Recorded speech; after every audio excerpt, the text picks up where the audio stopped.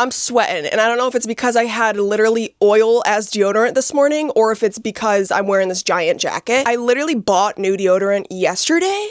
Okay, and it's not that hot. Like, it's kind of hot, sure. It's not that hot. I literally went to open it today to put it on. The just flew all over my countertop and fell on my hand. I literally had to, like, use my hands to apply my deodorant today. I was gonna put it into my freezer, but I didn't want it to get too hard. Like, a little bit of softness to it, right? But we don't need it to be a giant glob of oil. Like, what the f? I had a weird morning. That's all that I gotta say. But regardless, I do smell cucumber fresh. Okay, we still used it. I don't know if you can see like pit stains through a jean jacket. That'd be kind of crazy. But if that happens, don't judge. Okay, just, it's water. I spilled water on myself.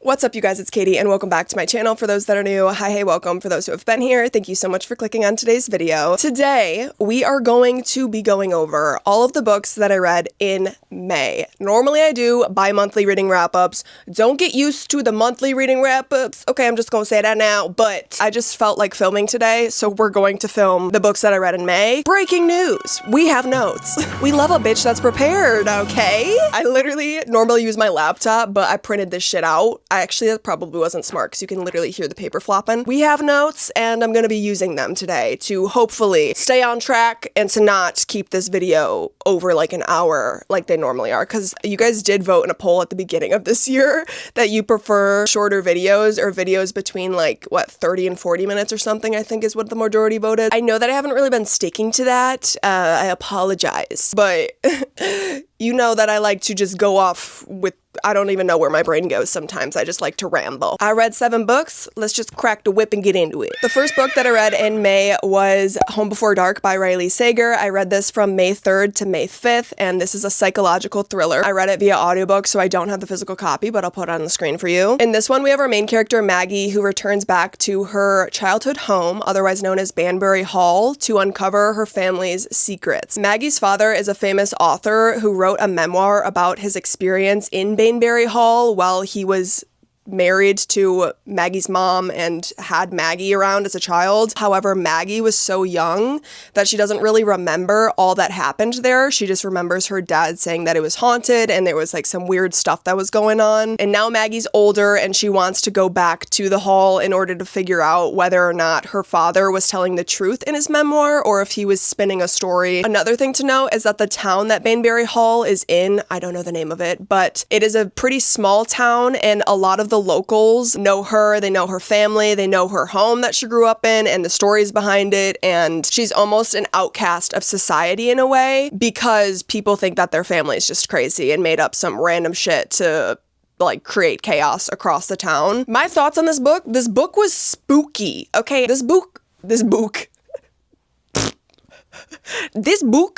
hella spooky. That just reminded me of The Breakfast Club when he goes, "The weed causes the smoke," or whatever the fuck he says when they're smoking in the library. Okay, anyways, this book was spooky, you guys. Like, I was scared reading it, and there was like the house, it felt very eerie. There was like some hyperfixation on the chandelier in the house, and it was creeping me out. For some reason, it reminded me of Matilda in a way. I'm not trying to spoil Matilda for anybody who hasn't watched that movie or read the book, because it is a book as well, for those who didn't know that. But it did remind me of when Matilda went into the Trunchables' house. Okay, remember how terrifying that was? If you watched it as a child, that shit was frightening. I literally watched Matilda with my mom, and my mom had never seen the film before. She's like, "You used to watch this when you were young?" I was like, "Yeah, girl, this was literally one of my favorite movies. Like, I loved this movie. I literally had it on my iPod Nano. Like, that's how you know that I loved this movie." My mom was like, "Holy shit." Like that shit was scary. Okay, like it still scares me when I watch that movie now. That scene itself is the entire vibe of the book. So yeah, it's a spooky psychological thriller. I ended up rating this one 4 stars. I honestly don't know why I didn't give it a 5-star, and I don't know of any negative things to say about it. I really enjoyed it and I had a fun time reading it, even if I was spooked for a majority of it. So I would recommend it if you want to pick it up. Once I'm done reading Frida's backlist, I think that I want to jump into reading Riley Sager's entire backlist, because I have read Wait, was this the second book? This might have been the second book that I read by Riley Sager, because I have, what's the one that was like really popular? Oh, I can't see the title from down here. House Across the Lake, something like that. I think I rated that one 4 stars. I might have read that in one sitting, maybe not. Anyways, Riley Sager is very popular in the thriller genre, so I feel like once I'm done with Frida, I'm probably gonna jump into reading his entire backlist, because this is the second book that I read by him, and I enjoyed the past 2 books that I've read, so put that on the docket. There is a train. There is a train. There's a train. Sorry if you can hear that. I don't know if you can or not. But the next book that I read was Unfiltered, No Shame, No Regrets, Just Me by Lily Collins. This is a celebrity memoir. I read this via audiobook from May 5th to May 5th, so it took me 1 day, okay, to listen to it / read it. You may know Lily Collins from her lead role as Emily in Emily in Paris. I am so sad that the final season, I think it's coming at the end of this year, or it's in production right now, and they just announced, or not just, but recently they announced that it's the last season, and I'm so sad about that. But anyways, she's a very well-known actress. She also happens to be Phil Collins' daughter. And for people who don't know who Phil Collins is, he's a very famous musician. For all of my 90s babies or before, I suppose, or for those Gen Zers who are cultured and have seen Tarzan before, he's really well known for the Tarzan soundtrack and also for, of course, his other music as well. I can feel it coming in the air tonight. Oh Lord. I can feel it coming in the air tonight. No, be serious. Be serious. You can hit that. I can feel it coming in the air. So yeah, you might recognize that song. Anyways, back to the book. This is a memoir about Emily's life and about Emily's life. Girl, her name is Lily, okay? This is about Lily's life. Honestly, this more so focuses on relationships and relationship advice, almost in a way. She talks a lot about dating and about her experiences in abusive relationships, so I suppose trigger warnings there maybe a little bit. She kind of dives into it, more so like emotionally and manipulative and dating a narcissist type of shit. So yeah, probably a good book for everyone to pick up, you know, just to like figure out the cues if you don't already know them. But yeah, she talks about physical, mental, emotional, abusive relationships. She also talks about her relationships with her parents a lot and her friendships as well. I enjoyed this one. I actually do have a few pointers though. I do have some critiques. I feel like I don't need to say this, but I do not know Lily Collins. I've never met Lily Collins. I only know her as an actress from the screens that I've seen her act in. Okay, I've never met her in person before. I don't know her as an individual. However, the way that the memoir was written, it comes across as if she is that type of person who prioritizes men and prioritizes her relationship with a man over her other relationships, if you will. So instead of decentralizing men, she almost prioritizes them. Like, it comes across that she just revolves her entire world around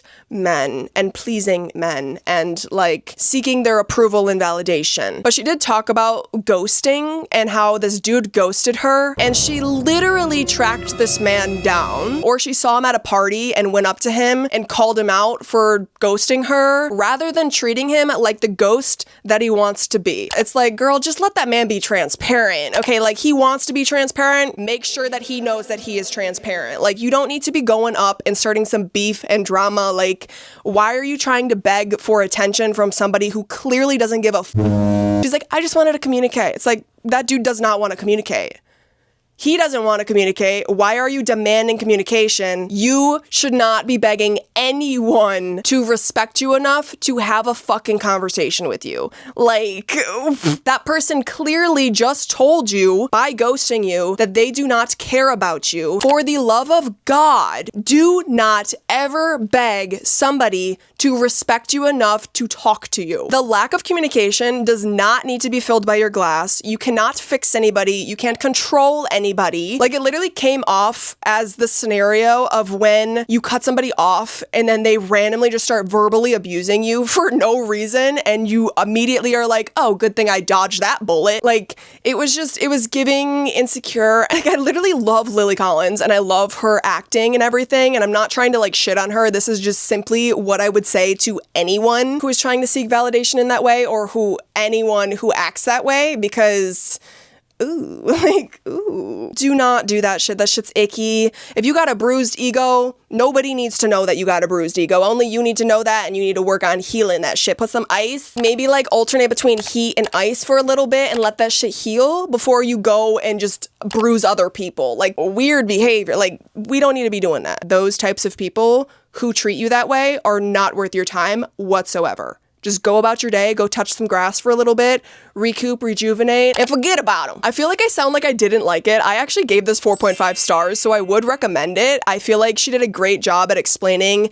the dating scene and what to expect if you're getting back into the dating scene after either being with someone for a long time or being in an abusive relationship or an emotionally draining relationship or whatever it is. I think she did a good job at explaining what to almost expect in that scenario, and also of how to not let your past relationships define your future relationships with people. Obviously, you can take what you learned from your previous relationships, but you should go into every relationship open and not projecting things that may have happened in the past onto the new people that are coming into your life, right? So I think she did a great job there. Again, not trying to come at her. I enjoyed the book. I would recommend it, especially if you're trying to get back into the dating scene. She also gave us a bit of a woman empowerment speech throughout a majority of the book too. So I really liked it. The book honestly almost made me cry. Yeah, just take what she's saying with a grain of salt. You don't need to be doing everything that she's doing, I would say. Anyways, that's that one. Sorry if something moved. I literally just had to go take a break for like 0.2 seconds because my legs. I feel like I say this in every video, but dude, I needed to stretch. I needed to stretch, and I also needed to go get a Coke, okay? Look at this ice cold Coca-Cola we got here. Oh my god. I was sweating. It's getting hot up here. But anyways, the next book that I read was Baby City by Frida McFadden. I read this from April 28th to May 6th. And for those who don't know, this is a psychological, actually it's not really a psychological thriller. It's an adult lit fic almost. And there's like kind of a mystery in it. It's one of Frida's books from before she got into writing psychological thrillers where she was giving us, there's shit flying. I feel like a cat like grabbing shit. I think this is one of Frida's books from before she got a publisher, like an actual publisher. So her very old books are more of like lit kit, huh? Her older books are more so like lit fic medical dramas, if you will, that don't really have much mystery to it or like psychological thrilling aspects to it. However, this one has a semi-mystery in it, I guess. But for the most part, you're following our main character, who is Dr. McCoy, or Dr. Emily McCoy is her full name. She's an OB-GYN or OB-GYN doctor or resident. You're basically watching her point of view as she navigates her job at the hospital. She has a med student that's shadowing her. The med student's name is Caroline, and she is a pocket full of sunshine, okay? She's excited. She's very overly positive. Not that that's a bad thing. She's very much a med student who is shadowing around the physician throughout her workday, and to the resident, it's just another day, but for obviously the student, they're very hyper, they're very excited to be in medicine and asking all these questions and making mistakes along the way, but she's also wanting to get her hands on everything and like help out with everything. So you have Caroline, who's following Dr. McCoy around, and then you also have Dr. McCoy's boss. Her name is Jill. I don't know her last name. Did I write it down? No, I don't. Whoa. No. Okay. What? But yeah, you have Dr. McCoy, and then you have Caroline, and then you also have Dr. McCoy's chief resident, who is basically her boss. Not really, but like, she's the head honcho, for those who don't know how the medical hierarchy works.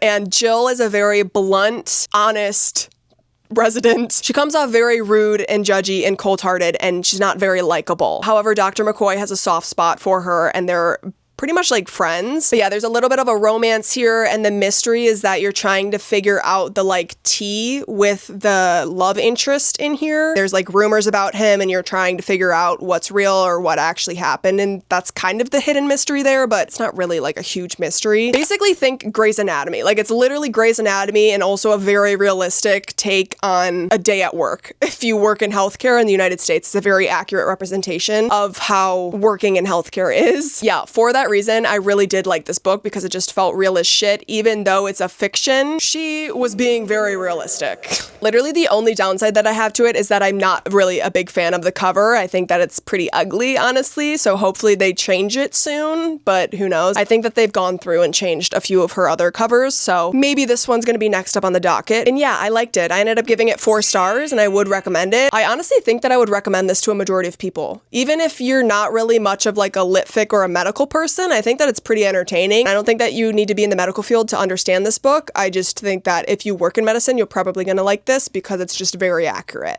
Oh, also, I don't know if I mentioned this or not, but I did listen to this via audiobook, just for those who give a shit. But anyways, that's the next one. Then we have In the Veins of Drowning by, I think it's Kaylee Cassidy. Oh wait, I have this book. I have this book, girl. I was just about to like, what am I doing? This actually has Rachel Gillig endorsing it on the front. Rachel Gillig is the author of One Dark Window. It says an absolute riptide of a book. Okay. For those who have never heard of this book before, it's an adult romantasy and it's about mermaids or sirens, if you will. This is reflective, so I'm trying to hold it in a weird way so it's not like shining at your guys' face, but sorry if it's annoying while I'm holding it. Anyways, I read this from May 10th to May 14th, so it took me 4 days about. I also did alternate between reading it physically and reading it via audiobook. This one follows our main character, Imogen. I think that's how you pronounce her name, at least. I'm not entirely sure, but she is our female main character, and then you also have King Theo, or Theodore, who is our main male character in this. But the point of view that you're following is Imogen. So Imogen is a secret, powerful siren, and she's brought into an adoptive family, and her adoptive dad also happens to be royalty. He is a king. King Nemia, I think is how you pronounce that. I'm not entirely sure, but he's a cruel ruler who hunts sirens for a living. I honestly kind of forget. I don't think that her dad knows that she's a siren or not, but she's held in captivity, and then one day she happens to come across King Theo, or Theo, we're just gonna call him Theo, who ends up breaking her out of captivity, and they do a blood bond with each other. Me explaining this book is gonna be kind of crazy to people who don't actually read fantasy. I don't even read fantasy that much either, but I was intrigued because this is about mermaids and sirens, and I literally looked up books about mermaids and sirens, and this was a top contender. Anyways, King Theo, or Theo, we're just gonna say Theo because that's how he's referenced in a majority of the book. He's a visiting ruler, and he runs into Imogen and knows who she is. He knows that she's a siren. I don't really remember how he knows that. In one way or another, he puts 2 and 2 together. He knows exactly who she is, and he wants to help her because her current kingdom does not like sirens. They literally hunt sirens for a living, so he knows that she's not safe where she is, and he wants to break her out of captivity. They go through a blood bond so he can protect her on their journey to hunt down a powerful sea goddess whose name is Elisa or Elsa or something like that. Eucia? I don't know, girl. I think it's Eucia. Whatever. They're going on a journey to try and find her because she is a powerful goddess who also happens to kill sirens for a living. It's kind of like a cat and mouse type of vibe, or you gotta kill the person who's killing your people before you get killed yourself, in a way, if that even makes any sense with what I just tried to say. So yeah, it's high stakes. I knew that this was a romantasy, but I didn't really anticipate it to be spicy, and it actually ended up being pretty spicy. Just for those who are interested in it and maybe don't prefer spice, just know that it's pretty spicy, honestly. For some reason, it was giving me like a juvenile type of vibe, and then there were random smut scenes, and I'm like, oh, that kind of felt like it was out of left field. Like, I wasn't even anticipating it to be that way. I could have done without the spice, but I mean, whatever. Yeah, this is actually a part of a series. It's called the Siren Mage series, and the second book is being released in July of this year. I don't know when this video is going to be up or not. It might be out by the time that you're seeing this, or it might be coming out soon by the time that you're seeing this. Even though the second book is coming out in July, I don't know if I'm going to continue the series or not. This actually was very popular, I want to say last year, I think. Like, I saw someone talking about it and I was intrigued by it, and then I totally forgot about it until I looked up mermaid books, and then I was like, oh yeah, wait, I was interested in that one. So even though this is a newer series and the second book is coming out soon, I probably won't continue it, honestly. I just don't think that it's for me. It wasn't bad though. I did enjoy it. It almost reminded me of the Once Upon a Broken Heart trilogy by Stephanie Garber, which actually is about to be a 4-book series rather than a trilogy now, I think. I think that Stephanie Garber just came out with that, but that's besides the point. The lighting is like glorious right now. Holy crap. Thank you. I'm like in the spotlight right now. Damn. I've only read Once Upon a Broken Heart. I have not read The Ballad of Never After, I think is what it's called, and I've never read A Curse for True Love. So don't quote me and take that with a grain of salt, but it did remind me a little bit of it in a way. Anyways, I think that this could go either way for people. I think if you like romantasy, then you'll probably like this, and I think that this would be a good book to read in the summer because, again, it's about mermaids and the sea, and it's very much a perfect summertime read. However, I personally, for my own reading taste, I just don't know if I'm going to continue the series. We'll see. I might change my mind, but as of right now, that's kind of how I'm feeling, even though the book is about to be out. This one I think I had more expectations for than it gave me, so it kind of under-delivered in the most respectful way possible for me to say that. I ended up rating it a 3-star. I don't hate it. I don't have any beef with it whatsoever. I just don't know if it's for me. I feel like if you like romantasy and you like spice, then you might like this book. I just typically don't really read that type of stuff, so I just don't think that this is really for me, but don't let that sway you away from picking up this yourself because you might like it. I could see people liking this. I just don't think that it's for me. I also don't know if it's similar to One Dark Window or not, but Rachel Gillig did endorse the book, as I mentioned earlier, so who knows? But yeah, there's that one. This next book I know you guys have probably been waiting for my opinion on, so I'm going to give it to you. It is none other than Queen of Shadows by Sarah J. Maas. This is the 5th book of the Throne of Glass series, for those who don't know. Technically, it's the 4th book, but if you're including the novellas in Assassin's Blade, then it's the 5th book that you end up reading. That being said, I read this from April 24th to May 16th, so it took me a little bit to get through. This is a big book. I don't know how many pages there are. There's over 600 pages, so yeah, it's a chunky book, okay? Again, one of the reasons why I haven't talked about this series and why I kind of stopped talking about series on my channel in a way is because I don't want to be repetitive with what I'm saying, but what I can say without giving any spoilers for those who are unaware, this series follows a powerful assassin named Selena. There's so much that goes into this entire series. Literally the first 4 books of the series is world building. This is the book where things start to pick up and start to happen. So yeah, can't really elaborate, can't really go into anything, but just know that we're following our main female main character, Selena. My thoughts for this book and for this series so far, I'm scared. I do not hate this series, you guys. I just feel like there is so much hype for this entire series.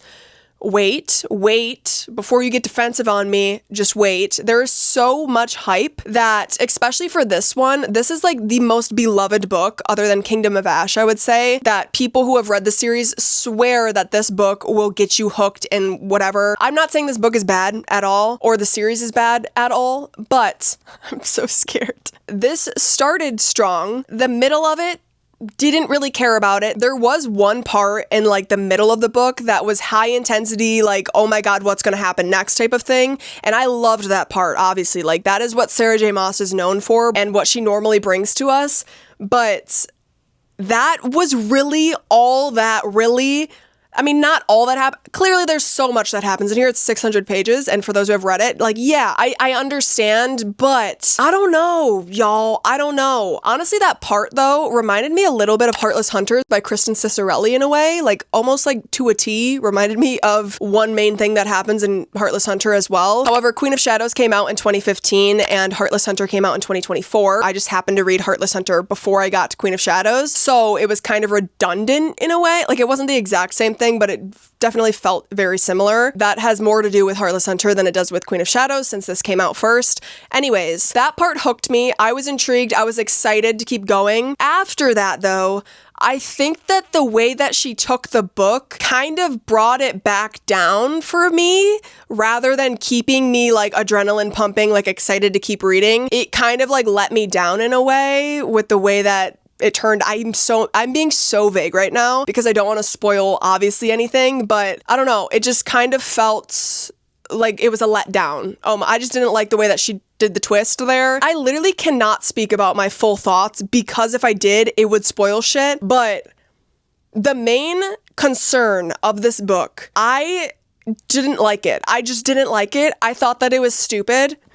It was annoying. I'm like, this is so dragged out. What even is the point of this? Why is this happening? And then it just kept doing boring stuff that I just did not care about. The ending is supposed to be a very huge thing, and I'm not saying that it's not. Like, it definitely was, but it almost felt very underwhelming to me. And I think that it might just be because I'm comparing it to ACOTAR, and people love Throne of Glass over ACOTAR, you guys. But like in ACOTAR, you had Wings of Ruin as the third book, which completely masterpiece. You guys know how I feel about that. Versus Throne of Glass,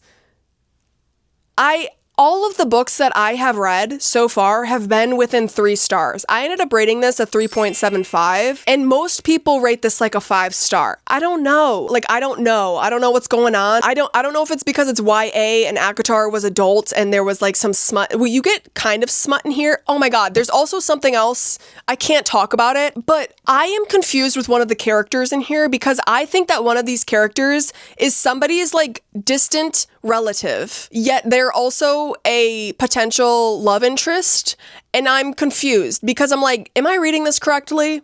Did I mess up somewhere and like just put that in my brain and it's not actually the case? Because why are we like going for your own cousin? Like, I am confused, and I literally have not looked it up because I don't want any spoilers. So I'm waiting until the end of reading the entire series to then look up if they're actually related or not. But that's in the back of my mind while I'm reading this, that I cannot get into it. I can't get into it. I also don't really like Selena, you guys. I don't really like her. I think she's overhyped. I want an underdog. I want a Nesta. I want someone that's like a Nesta up in this bitch about to like tear shit down, you know? Like, that's what I want. Maybe I'm foreshadowing and maybe we're gonna get that later on or within the next 3 books, but you guys, I've literally counted the amount of pages that I've read in this entire series. I've read 2,464 pages after finishing this one, right? That's how many, I literally grabbed the books from my bookshelf to show you. I've read this many pages of this series. 5 books,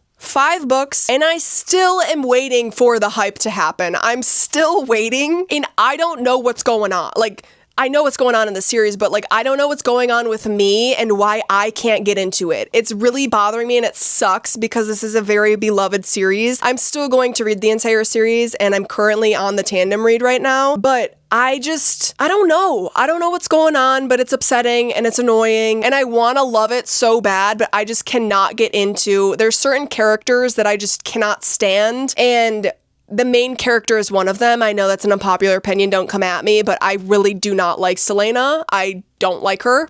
I don't like her love interest, and I don't know. I'm just waiting for something different. I wish that we would get different point of views in here. I'm annoyed of being in her point of view. I'm sitting here thinking about how I mentioned it's YA, and maybe that's why, but I also loved Harry Potter. Granted, I did read that when I was younger, so maybe that's why I enjoyed but I love Harry Potter, okay? A majority of people love Harry Potter. Like, I feel like this is a modern Harry Potter where it's getting so much hype, just like Harry Potter did, and everyone's raving about it, and I don't know, because there's also adults that I know who have read this, and they do love it. I don't know if it's just because I'm not really a fantasy person or what's going on, because I loved ACOTAR. Granted, that was more like romantasy vibes versus this is more, I mean, there was spice in this, but I just don't think I like the main characters, and I want a different point of view. I hope that happens, but I don't know. I'm still going to read the series because I want to be in the know of like what's going down, but it definitely does suck that I don't understand the hype being this far in the series and that everyone else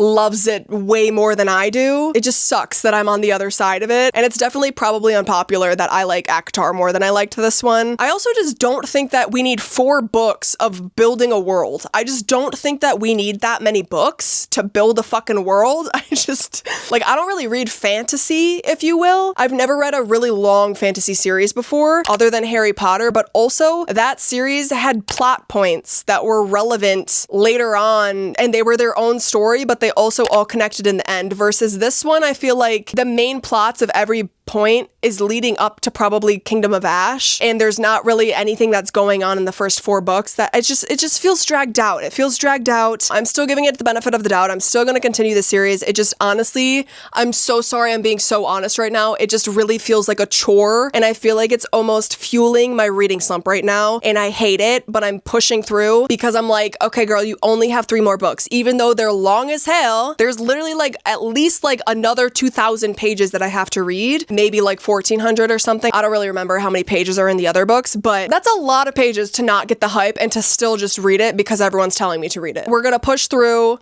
My thoughts, I don't know if they're gonna change, but I guess we'll find out. I just feel very underwhelmed so far. That's where I'm at right now. But yes, I gave this 3.75 stars. Please do not come at me because I'm choosing to be honest right now, but I don't want to push people away from this series. I'm just having a really hard time fighting the urge to just stop reading it because it's not for me, I don't think.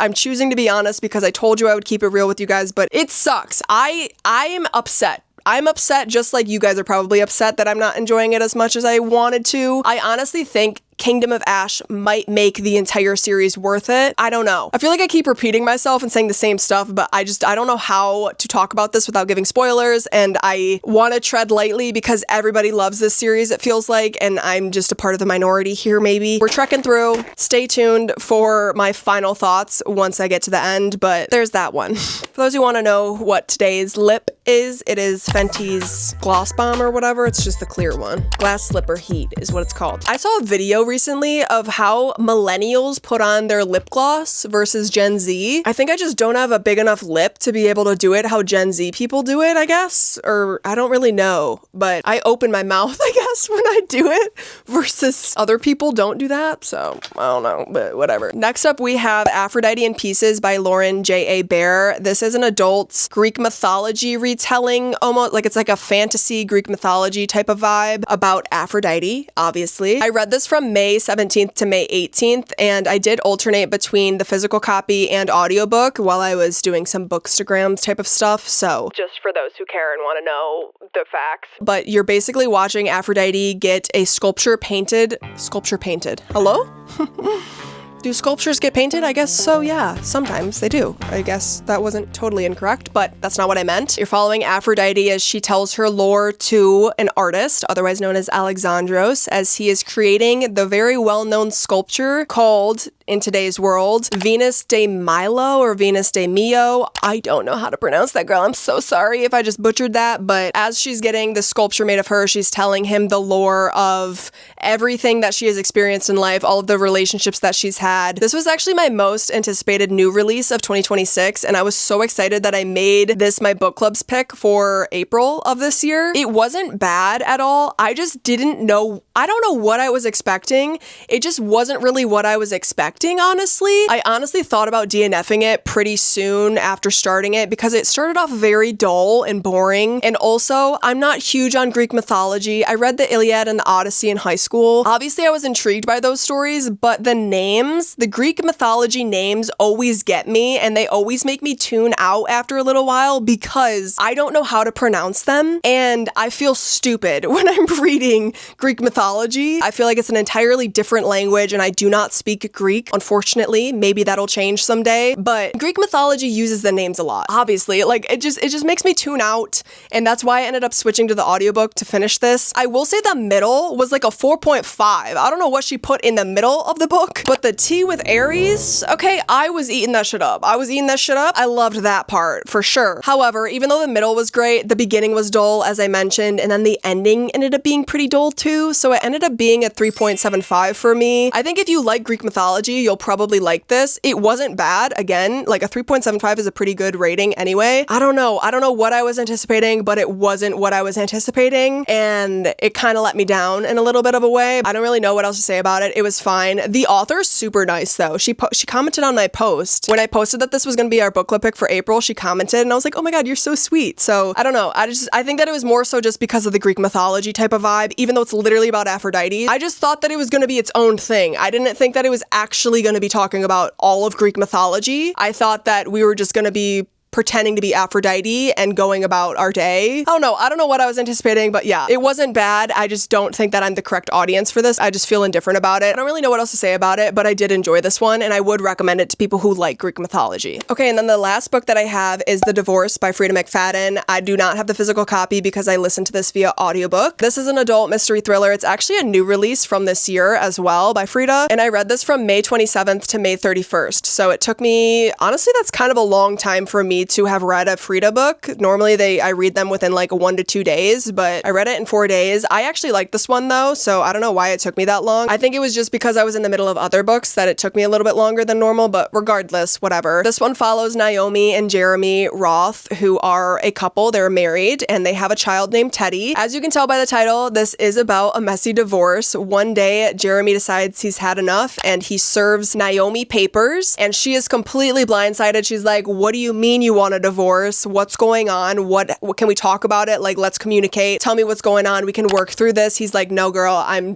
done. I'm done. Goodbye. So yeah, you're basically watching the messy divorce unfold between Naomi and Jeremy as they fight for joint custody for Teddy. Obviously, this is a thriller. So the thriller aspect to it is that you're trying to figure out what happened, why the hell Jeremy all of a sudden wants a divorce, what did Naomi do, what secrets has she kept, what secrets does Jeremy have that are being uncovered. Like, so many things are going on in here. I liked this one. I thought that it was really well done. Obviously, Frida, we all know that she does her like famous twists that you think that you know what's going on, you have no idea. I ended up rating this a 4.25. I don't know if I would go out of my way to recommend it to everyone though, because it's such an adult theme. Clearly, it's about divorce and custody battles and whatever, so it might not be for like a younger audience, but I still would recommend it. I think that it was still entertaining, and I feel like if you're a child of divorce and you've been in the middle of a custody battle, you might be like, this is funny as fuck. You might like it. Yeah, anyways, there's that one. Oh, this is the worst. Oh, I feel like I tore my Achilles. Well, not my Achilles. Oh my God, I'm getting a weird cramp on the front of my foot. Like on the top of my foot. This is a terrible time. I have my battery's like 5%. Please stop. Please stop. Please, Lord, please.